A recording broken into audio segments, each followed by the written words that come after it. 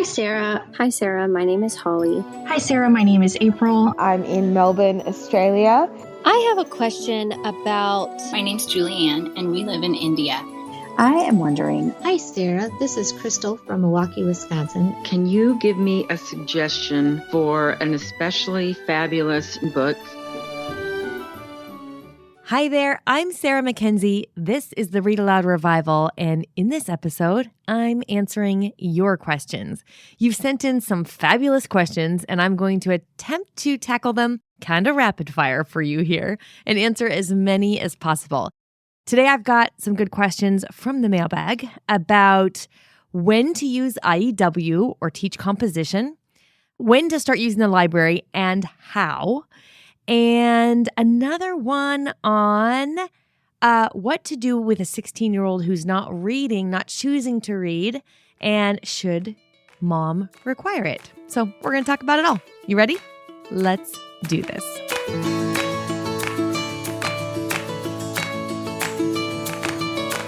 Hi, Sarah. My name is Lauren. I live in Minnesota. And a book that I'd recommend right now, we're reading Men on the Mississippi, which has just been a really fun book. Living in Minnesota, we drive over the Mississippi River a lot, and it's just been really fun to learn more about our area and the history of the river. So my question for you today is about IEW. Just in hearing about it through your podcast, just hearing lots of positive things about it, I'm considering using it for my two oldest sons next fall who are homeschooled. And so it'd be a fourth grader and then a second grader. And my question is for you around my son who will be in second grade. We focus just on handwriting, math, and reading, K through first or second grade. And your podcast recently about pine cones and the pine cones we pick up really resonates with me because I tend to pick up pine cones because I just get excited. And so I've just been debating whether or not to use IEW for my second graders, specifically just for composition. So I felt like my third grader this year that maybe we just are a little behind on composition. And so I'm wondering if I should start with my second grader or if it's a pine cone and I just need to not pick it up. So I'd love to hear your thoughts on when you've started IEW, if you think it's important, at least for composition, to start maybe second grade, or if you found that waiting until third or fourth grade has been a good fit for you. So I would just love to hear your thoughts and any recommendations that you have. Thanks, Sarah. Well, thank you for this question. You know I'm a fan of Andrew Pudewa and all the folks at IEW. I tend to wait until about sixth grade to use IEW for writing myself. Now, you know your own kids, you know what they're ready for and what you're ready for teaching and your own schedule because you're the expert on your own homeschool. I tend not to use any IEW writing until about sixth grade. Before that, I usually just do read-alouds and handwriting practice as the two core elements of our writing curriculum. Read-alouds and handwriting, yes, for writing. And I don't mean like read-alouds and then they're writing about it. I mean, I read aloud to my kids and then I'll also do handwriting practice. And that is the core of our writing curriculum before about sixth grade. I wait to do any composition until about sixth grade. And then IEW is a really great option.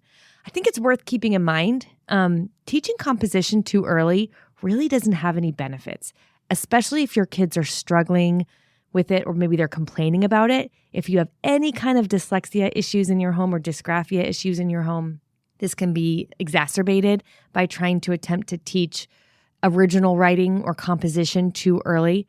What we actually want is a lot of grammatically correct, sophisticated language patterns in through the ear.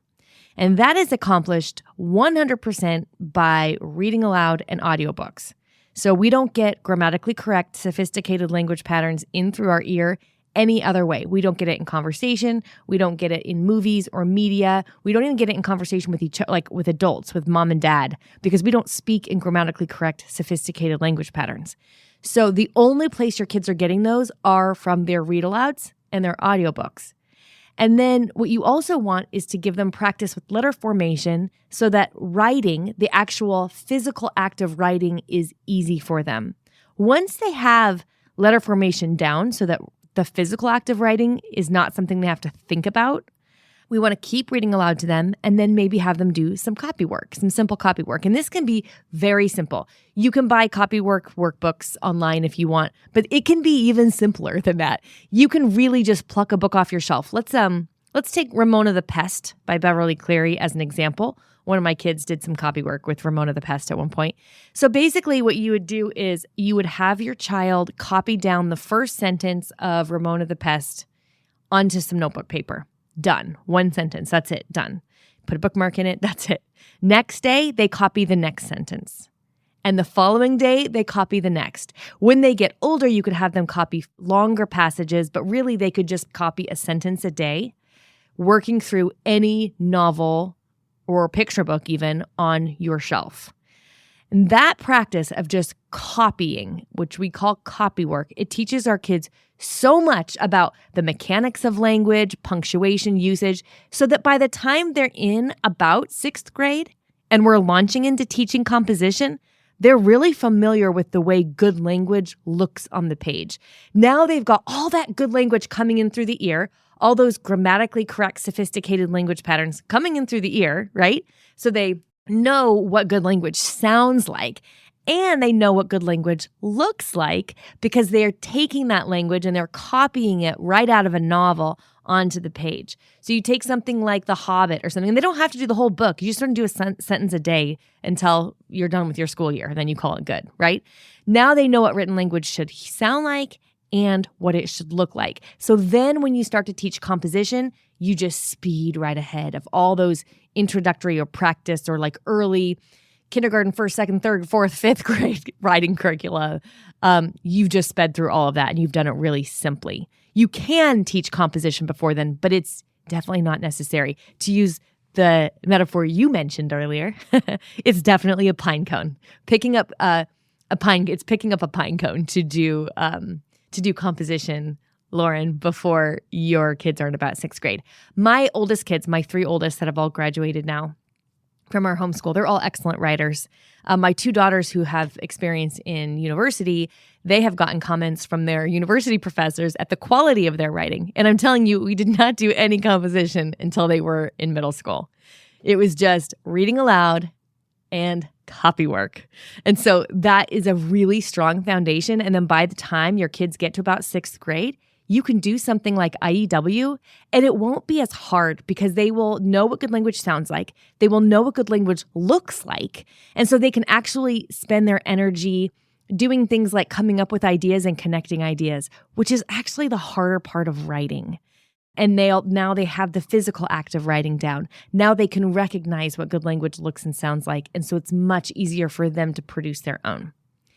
I will say, my younger kids, they're all currently 11, 9, and 9. They were asking me this last year to teach them some writing because they wanted to all write their own stories. So what we started doing, because they were, I don't know, we're homeschoolers, 3rd, 5th grade-ish, right? Like the twins are about 3rd grade-ish this last year, and Claire's about 5th grade-ish. We started using something called Writer's Workshop from Layers of Learning.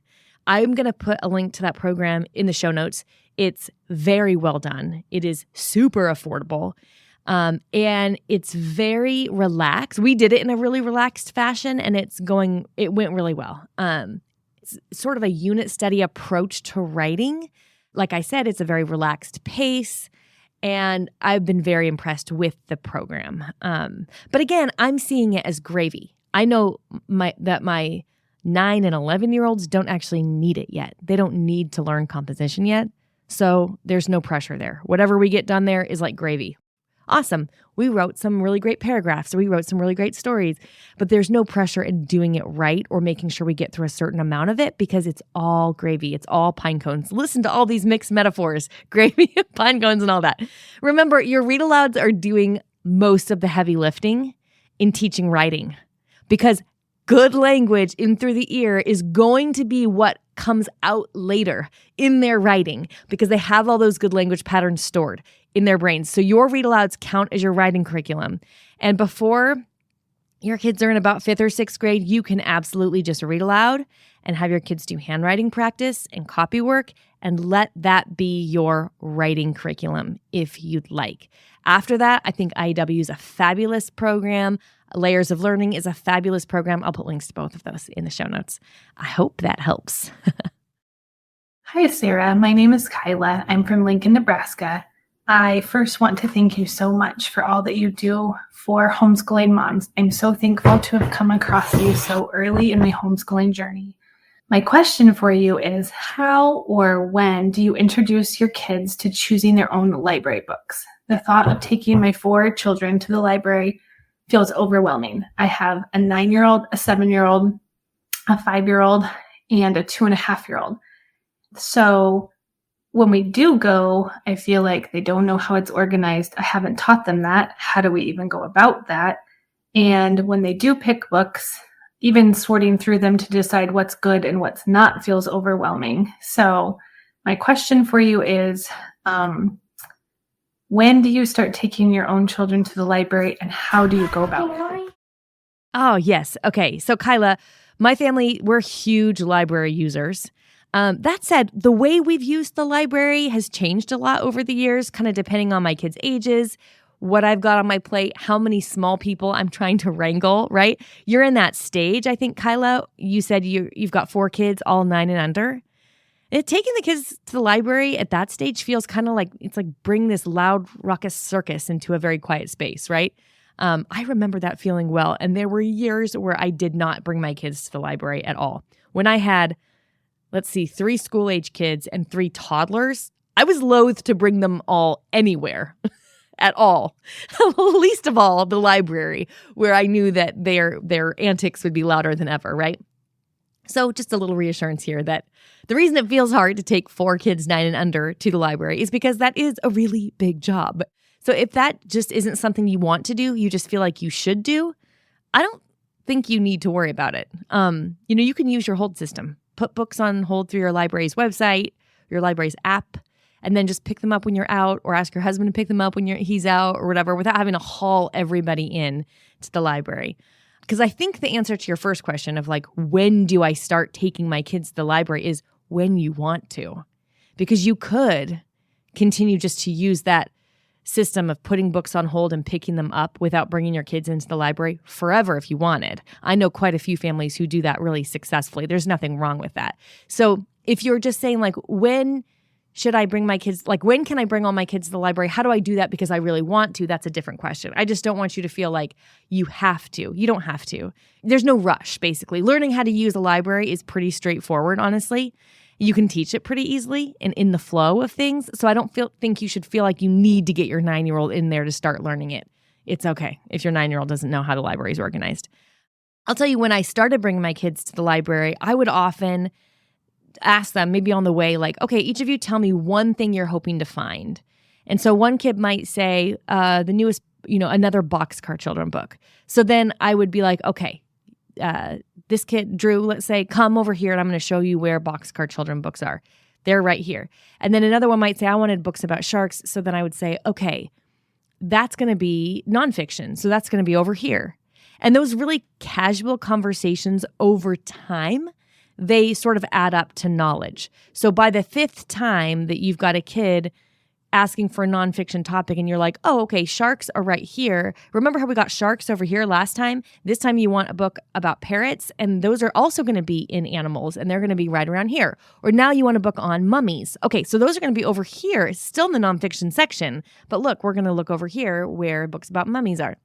But if you're like, I don't even know how I'd find it because I'm trying to wrangle my toddlers, then you're in the season of life where taking your kids to the library is not the best idea, frankly. So I think there's a lot of different ways to go about this. And again, putting books on hold and picking them up is a perfectly fine solution, and one that I use for many, many, many years. If my kids weren't overly shy, kind of depending on the kid, if they could do this without having a panic attack, I would suggest that they ask the librarians. So if I had a kid who was like, I wanted to find this book, I wanted to find the new Zeta the Space Girl book, and I didn't know where that was, then I could say, okay, go ask the librarian over there. Say you're looking for Zeta the Space Girl. And I would kind of watch them walk over and ask for Zeta the Space Girl. I have kids that could do that and kids that absolutely would not do that. And I might go, let's go ask together. And I'd say, we are looking for Zeta the Space Girl. And then that librarian could come help us. So that's also another thing, because your librarian is a really good resource at your library, like the best resource actually at the library. So teaching your kids to approach them. I worked in libraries when my oldest kids were very, very small. I would just be in the collections service, or the circulation service, not collections, in the circulations desk. And I will tell you that we had a lot of conversations on the staff about how you could tell which kids were homeschooled, because they could talk to adults. So they would come up and just talk. They would have the best social skills, which I know is so funny, right? Because we all think of like, oh, homeschoolers don't have any social skills. And that's just not the case. I wasn't even homeschooling yet. My kids were too young for that. But on the staff, they would talk about how you knew which kids were homeschooled because they spent so much time with adults. They could come up to an adult at the library and ask a question in a way that most of the other kids couldn't. So use that. Teach your kids to go up to the librarians and ask them for help to find something. Now, the other part of your question was, what do you do about checking books out that are not good? And first of all, I think there are a couple of ways to look at this. There are a couple of, quote unquote, not good books that you might be talking about. You could be talking about just not good as in this book is beneath them. In homeschooling land, we often call this twaddle. I'm not a fan of that word. That's books that we might think are just not at the level that we want our kids to read at. And my kids have always made a beeline for these books, like books based on TV cartoons or whatever. Of course they do, right? Because if your kid loves, let's say, Dora the Explorer as much as my Allison did. She loved Dora the Explorer. Of course, when she saw Dora the Explorer at the library, she felt like she was seeing an old friend. And so she wanted to check out all those books. So there's that kind of quote unquote not good book. Like you might just be thinking, I want my kids to pick better books. There's also another kind of not good book, which you might be referring to as like a book you don't really want your kids reading, or that your child's not ready to encounter, with books with heavier themes, or that are heavier topics, or just driven by some ideology that you really don't want your kids reading. So let me tell you how I deal with each. You can take or leave any of these strategies. You are the expert on your own kids in your own homeschool. I'll just tell you how I've done it, and then you can see if any of this might work for you. For the books that are just sort of not great books, like that I might be tempted to call dumb, but I let my kids check them out. And I will also say that I have grown a lot in this area, and from my earliest homeschooling days, where I would probably call a book dumb in front of my kids, or say it's twaddle in front of my kids. And then what I learned and discovered is that when you call something that someone else enjoys twaddle or dumb, it doesn't make them like it any less. It just makes them feel shamed. So, for example, I love Downton Abbey, right? And my husband will say it's a glorified soap opera. Now, does that make me love Downton Abbey any less? No, it does not. It makes me not want to talk about Downton Abbey with him. And bless him, he just meant it nicely. Like he'd be like horrified that I was even mentioning this on the show. But what I'm trying to point out is that if your kid brings home Diary of a Wimpy Kid, or I don't know, like those Disney fairy series, or whatever it is, the series, a lot of them are like series books that you're like, you could be reading better books than this. You calling it twaddle or dumb is not going to make them like it any less. It's just going to make them feel like A, something's wrong with them, or B, they should keep that secret. You don't want them thinking either of those things. Neither of those things are in their best interest or in yours, right? Taste is acquired over time. And our kids need a lot of exposure to fabulous stories to acquire that taste. They also, at the same time, they need a lot of practice with easy books. So those series that you think your child can read beyond, they're still really good practice. Let's go back to Allison, since we're talking about her a lot today. She loved those Rainbow Fairies books. And even beyond the time when she could have read much harder books, she was still reading them in stacks and stacks. She loved them. That was good because in that phase between the stage when your child has learned to decode and learn the sounds of reading, and before they become fluent, where they're reading with speed and accuracy and ease, in between those two stages, they need to read a lot of books that are easy, because the best way for them to become fluent, to read with speed and accuracy with ease, is for them to get a lot of quantity of words under their belt. And that happens much faster with easy books. So they will actually become fluent readers faster if you let them read a lot of books that are just under their level. So don't worry too much if your kids are stacking up books from the library, Minecraft books or those fairy books or whatever, and you know that your child could read a harder book. It doesn't matter. Taste is acquired over time. I promise they will not still be reading those for fun when they're 20. And number 2, they need the practice. So it's really good for them. So if those are the kind of books, like just not great books, I let my kids check them out. I don't worry about it. And they usually kind of burns out. They get tired of a book in a series after a while because they realize they're kind of formulaic and they just grow beyond them. And then that series served its purpose and they're ready to move on. Now, for the other kind of not good books, for books you don't want your kids reading, I'll tell you what I do. When my kids bring home books from the library, all of those books go in a pile on my desk. It's the first stop for those books when we get home. And then I make it a point pretty soon after we get home to quickly flip through them. And so I will look and be like, okay, I know this author, I know this book, or the older kids read this book, or I've read this book. Those are all great, great, great, great. They go in like an approved pile, basically. And then any books or authors I don't recognize or I haven't heard of, I look up. So I'll take a few minutes, and the kids know they need to wait for this before they start reading the books. So I'm going to look in a few places for reviews. One of my go-to sources, especially for books that were recently published, is redeemedreader.com. So I will look and see if they have written a review on the book. They post reviews of books that they give a synopsis of what the book is, and then they don't ever say, read this, don't read that. They just alert you to the issues that come up in the book so you can decide if your child is ready for that content, if it's something you want your kids reading at all or right now, right? So that's a really good resource so you can find out what kinds of topics come up in that book and if your child's ready for those. Because depending on your child, your family's values, and whatever the publisher has decided for that particular book, it might not be a good match for your kid. I also sometimes, especially if redeemedreader.com doesn't have a review for it, I will also just sometimes Google the title of the book with something like homeschool book review or Christian book review, just to kind of see what else I can find. Is there another mom who's already written a review or other reviewers who have written about it that can just alert me to what's in this book so I can decide if it's a good fit? A good example for this is that I have a couple of very sensitive 9-year-old boys who really can't handle animal deaths. Like really, we're just not ready. I mean, we just can't do it. We've tried. It's not something that we can handle in our books. And so I will look up and I'm looking for that specifically, along with a whole bunch of other issues that I'm not ready for my kids to encounter. They're not ready to encounter. And so I'm looking for those to see if it's something that will be a good, nourishing read for my child or not ready for it yet. Basically, what we want to do is we want to get informed as to what kinds of topics and conversations we need to be prepared for if our kids read that book, right? What do we want to make sure that we're talking with our kids about if they read a book that has X, Y, or Z issue in it? We can think kind of the contents in books like the contents of a suitcase, right? My 21-year-old daughter, she can carry her own suitcase. She can decide what to put in her suitcase, how much weight is too heavy and how much is not. We all do this, right?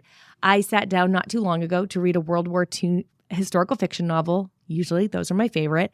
And I was like, I'm not in a place I want to read this right now. It's just a little too heavy for what's happening in my life right now. It was too much. I wasn't in a good place to read it. So I can just go, this book is too heavy for me right now. I'm going to put it aside for later. And I'm deciding I'm not going to put this heavy book into my suitcase. I want to pick something lighter, right? My 21-year-old can make those choices for herself. My 9-year-olds, not so much. They're not ready for that. So there are a lot of topics, times in history, ideas that they're not ready to carry, they're too heavy for them, or they're just not fit for them according to what our family wants to discuss and handle at what ages, right? So I'm going to continue to carry that suitcase for them for a while and to decide what goes in it. And the way I do that is basically previewing topics, not necessarily the whole book, because I just don't have time for that, and I bet you don't either. But what I'll do is I'll sort of preview with a bird's eye view, and you can do that by looking up reviews. Again, redeemedreader.com should be a first stop for a lot of you because it's such a great resource. You can also look at Common Sense Media, which does this a lot for movies, but they also have book reviews on there. You could just look up Google reviews and then also know that things are going to sneak through. Your kids are going to read a book that has a topic or a theme or an issue that you weren't expecting or that you missed or whatever. That's going to happen. It's happened with all of my kids, this is not a failure. It's an invitation. It's an invitation to have a conversation about that hard thing. And that's our job as parents, is to have conversations with our kids about all things, right? And so a book is a relatively safe way to have those hard conversations, because usually they're, about topics or themes or people that are fictional in some way. So they're one step removed from our reality. So when your kids encounter something in their reading or in watching, right? In watching a TV show or a movie that you really wish they hadn't encountered yet, use it as an opportunity to have a conversation. Whew, that was a lot. That's what I do. We use the library a ton. I know a lot of families who don't use the library at all, some who use just internet, putting things on hold and picking them up, and then others more like my family that use them very heavily. We use the library a lot. We are already always maxed out on multiple cards at my house, and that's kind of how I do it at my house, and hopefully something in there is helpful for you. Take any of that, leave any of it, because as I say so often on this show, you are the expert on your own kids and your own homeschool. Hi, Sarah. Thank you for everything you've done to help homeschoolers like us. You have given me so many good recommendations over the years, and I'm very thankful. I currently have a mildly dyslexic 16-year-old teen who is having a hard time reading on her own. She is very busy with lots of ballet and dance. She's also struggling with anemia, so she doesn't have a lot of energy when she's home. I want her to develop a love of reading, but she is not independently choosing to read or even listen to audiobooks on her own. Should I stop asking her to read on her own and only focus on making our family read-alouds deeper for her, like at the high school level? Or should I continue to ask her to read on her own, plus come to our family read-alouds like normal? I just am wondering if you can give me some ideas on how other families manage things like dyslexia with older kids and juggling read-alouds with independent books. Thank you for your time. Bye. Okay, yeah, this is a great question. And I'm glad you asked it, Karen. You're not alone. So what should you do?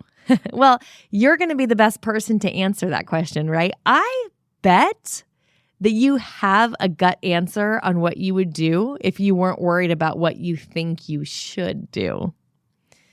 I'll give you some ideas, though. I'll tuck some ideas that you can put into your pocket, and then you can make your own decision here. A 16-year-old who's listening to family read-alouds is getting a lot more reading done than most teens are.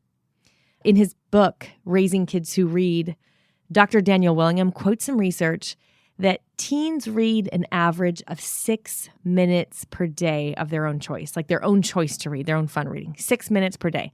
Now, this is an average. And what that means is that really, when we say teens read an average of 6 minutes a day, a few teens read a ton for fun.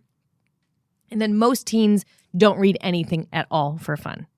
So I would submit to you that any reading aloud that you're doing with your 16-year-old is more than the average 16-year-old is reading. Nobody's reading aloud to most 16-year-olds, so you're already winning. She's actually already reading because, of course, read-alouds count as real reading. They actually count as real reading plus because that's real reading happening through the ear. All those grammatically correct, sophisticated language patterns coming in through the ear. It's like real reading plus bonus, right? So she's already doing reading. So that could maybe just challenge the idea of like, oh, she's not reading for fun. She is actually if she's coming to your family read-alouds. And even if you're, quote unquote, requiring that she come to your family read-alouds, she's still getting it. And that's really good. Another idea you could kind of think about is a lot of times I have a part of our day when reading is the only option. And before bed is sort of a common time for this. So you could say, for your 16-year-old, I don't know what time your lights go out at your house, but let's just say for the sake of this example that lights go out at 10 p.m. But if she's reading, she can keep her lights on until 10:30. That's just the only thing she can do. She can't be on a phone. She can't be doing anything else. She just has to be reading or listening to an audiobook or nothing or going to sleep. And you don't have to do that at bedtime. You could do it earlier in the day as well. I like to have what we call a quiet reading time. QRT is what we call it. And it's just 30, well, for my younger kids, it's just 30 minutes a day where they know that reading is the only thing they can do. They usually do it on their beds, although they can also go on a couch and they can read or listen to an audiobook, but that's the only option for QRT. So you could do that, something like that during the day too. I think either way, whether it's like you're doing that during the day or you're just doing it before bed or whatever, it takes into consideration what I like to think of fondly as the watermelon effect. And we've talked about, in fact, when I had Dr. Daniel Willingham, the writer of the author of Raising Kids Who Read, on the show before, he described the watermelon effect. I've started calling it the watermelon effect because I think of it so often. The idea is this. This is what Dr. Willingham said. He said if he put a big bowl of watermelon on the kitchen table after dinner as a dessert, his kids would enjoy it. They would all come. Everybody would grab some. Everybody would like it. Everybody would say, ooh, that was a sweet, delicious treat. But if he put next to that watermelon a bowl of candy or a bowl of ice cream, then everybody in his family would choose the candy or ice cream. And I honestly would choose the chocolate ice cream myself, right? And so the idea being that reading is like watermelon. It's sweet and wonderful, but when you always have the option to do something else, let's say that there is an option to go on a screen, whether that's a phone or a video game, kind of depending on the kid, right? If there's an option to go on your phone or to read, going on your phone is the candy because it requires less of you. And so as humans, we're always sort of angled toward that lower energy, the thing that's going to take less out of us. It's just sort of instinctually what we do. And so if most of us are presented with going on our phone or reading a book, even if we actually want to be the people who read a book, it takes a lot more willpower. It costs us something to choose that. So instead of putting out the watermelon and the ice cream on the same table, you just take off the ice cream and say, right now we're having watermelon. That's what we can think about when we have a QRT or a quiet reading time or an assigned reading time. And I do this in my house and during that time, I never tell the kids what they have to read. I'm not assigning the titles. I'm assigning the time. The time is set aside for them. I took all the ice cream and candy off the table and just put watermelon there. But how much watermelon or what kind of watermelon they have is totally up to them. That makes sense. One other thing I think is worth mentioning here is that family read-alouds often shift when our kids become teens because they're not home as much. And it sounds like this is true with your daughter because she's very involved in dance. And this has happened with all of my 3 older kids as they became teens and young adults. You know, they got their driver's license, they got jobs, they were gone more often. And so then I would find myself holding off on reading aloud till I had everybody. And because of that, we weren't reading aloud nearly as often. And my suggestion here would be, instead of doing it that way, just keep reading aloud at your normal pace, however often you were doing that. If you were reading aloud after dinner or if you were reading aloud at whatever time, fill in the blank. Keep doing that, even if your teen or your young adult can't be there, and then just fill them in. So let's say that they're working on Monday nights or she's got dance practice on Tuesday nights, and so they miss those read aloud sessions. Well, on Wednesday, when she's back, you can look at the other kids and say, who wants to fill in your sister on what she missed? And now you're asking them to narrate. You're asking your other kids to narrate what's happened, which is super fabulous. Or you could also, if that particular child really wanted to read or listen to the actual book, they could just do it on their own time before you read aloud again. But I would still, quote unquote, require them to be at the read aloud when they're home. And then when they're not, you can just fill in that. I would keep reading aloud to all the other kids. And then when they're back, we can say, okay, let's fill you in on what happened. And again, that's just a really great practice for your other kids to be narrating, and it keeps you going. It keeps you moving forward in your read alouds instead of putting everything on hold. And then you might find yourself getting kind of resentful or frustrated that your teen is never there and is impacting the younger kids. So this is a good way around that, I think. So, of course, as always, you're the expert, right? You're the expert, Karen, on your own 16-year-old daughter. And just like everybody listening right now is the expert on their own kids. So I just want to take this little opportunity here to be a vote of confidence for you. Whatever your gut is telling you to do in this situation is probably the right answer. You asked me, should I keep asking her to read on her own and then also have her come to our read alouds? Or should I stop asking her to read on her own and just have her come to read alouds? And I think you could probably follow your gut. I bet your gut is telling you what would be the best fit for your particular daughter. Because remember, too, you're already doing a lot of good reading with your family through those read-alouds, and all of that counts. Well, this episode feels like enough of me talking, doesn't it? I think it's time to hear from the kids. Let's listen to Let the Kids Speak. Kids, take it away. What are you reading and loving lately? Hello, I am Nathaniel Lee from North Carolina, and I'm 8 years old, and I like to read Henry Huggins because it's exciting. Hello, my name is Virginia. I'm 6 years old. I like this book called Grumpy Badger's Christmas, and it's written and read by Paul Bright. Thank you. Hello, my name is Connell. I'm from North Carolina, and I like this book called The Good Night Moon from Margaret Wise Brown. And I like it because I like sleeping all the time, and I like sleeping just like Linda, and I'm 4 years old. And have a merry, merry, merry Sunday. My name is Bennett, and my name... Where are you from? Idaho. And this is my favorite dinosaur book of dinosaurs. And what is The Magnificent Book of Dinosaurs. What is it? Oh, and you love Deinonychus. I love the Deinonychus and T-Rex.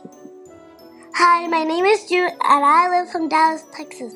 My favorite book is The Wonky Donkey because the bird took his eyeball out. And how old are you, Drew? 6 years old. Hello, my name is Emery.